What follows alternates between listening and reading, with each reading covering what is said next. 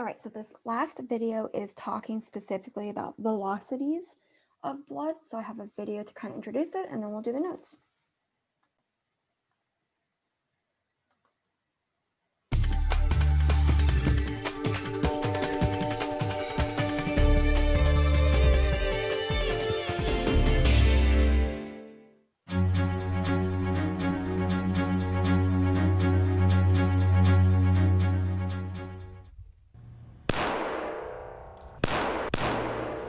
Despite the gunshots, the crowbars, and the blood, this is not a crime scene. This is going at about 10,000 frames per second. It's a research project underway at UC Davis. I was hitting a blood-soaked sponge, so pretty much simulating what would happen in an actual criminal event. And from this, we'll be able to measure the impact velocity at which the baseball bat hits the sponge. Until now, analyzing bloodstain patterns was considered subjective. A forensic expert could only predict whether a criminal had used a gun or a blunt object by looking at the blood pattern left behind. It was a controversial practice, so the National Institute of Justice provided a grant to a UC Davis forensic science graduate group and a chemical engineering professor to find a way to determine scientifically precisely whether and how a crime might have occurred. When there's no body, and all the clues, the only clue you have is a bloodstain pattern. What actually generated that? That's the big challenge. The answer lies in velocity. This pattern will be analyzed by a computer program that can measure the size and position of each droplet and determine whether it was created by a high velocity impact, say a gunshot, or medium velocity, which is more likely from a blunt object. In current forensic practice, you'd be able to tell this is definitely a medium velocity spatter pattern. It's scientific criteria that could help answer a very important crime scene question. Was it a gun, a hammer, or simply a nosebleed? Kristen Samos for UC Davis.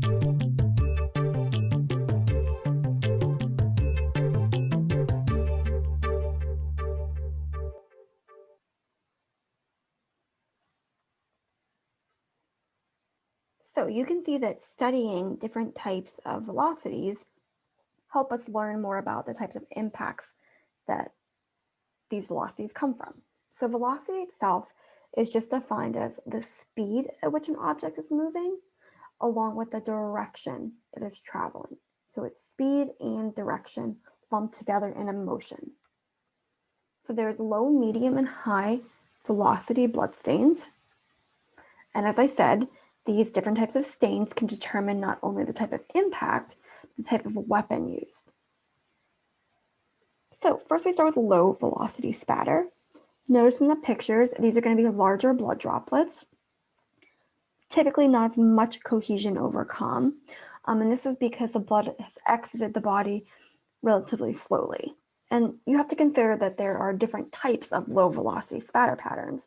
If you just have a bloody nose versus getting punched in the face versus getting hit with a hammer, those are all considered low velocity. But as I said, the patterns kind of look the same.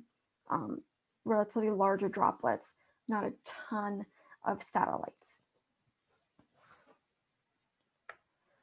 Medium velocity spatter is when you have the blood exiting the body from a greater speed.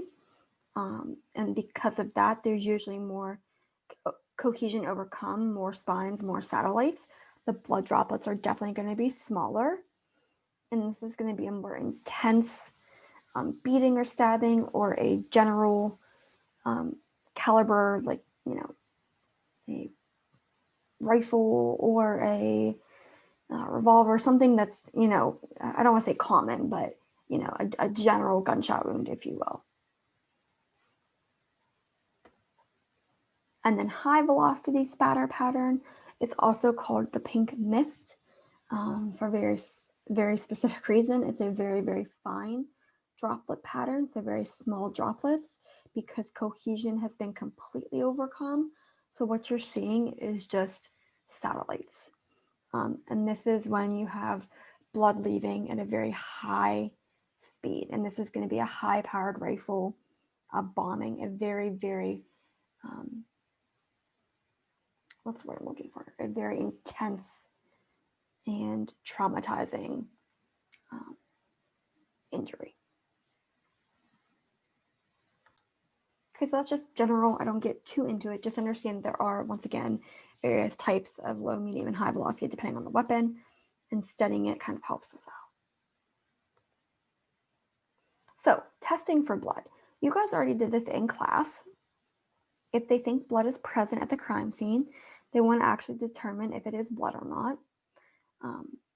The first step is to determine, is it actually blood, which you did in lab. You know that it turns bright pink if blood is present. The next step is to determine if it's human or not. That requires a little more effort at the lab. But field tests can be done just to determine if blood is present or not. If they want to determine if it's human versus animal versus fake, they would have to take it back to the crime lab. Sometimes they can determine a little bit more of the crime scene, but basically, either way, they're going to process the blood, and it saves them time. If the blood isn't human, not that we don't feel bad for the animals, but we're not as concerned as with the human life, or if it's just Halloween blood and it's staged.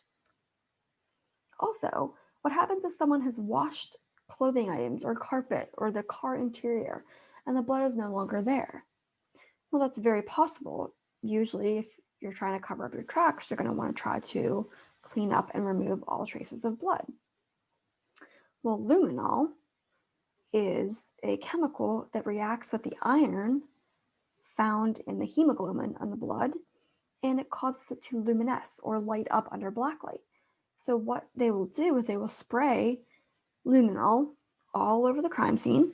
Notice when the lights are on, you see no blood, and luminol doesn't affect except in glow in the dark, so you don't see anything. But when they turn the lights off after spraying with luminol, you can see exactly where the blood was. It doesn't matter how much they've cleaned this, there's still presence of blood. Same thing in like kitchen sinks and bathtubs. Sometimes people think that they've washed all away the traces of blood, they've used bleach, but they can still sometimes find it in the drain. So luminol is the key to finding blood that looks like it's not there, any type of surface.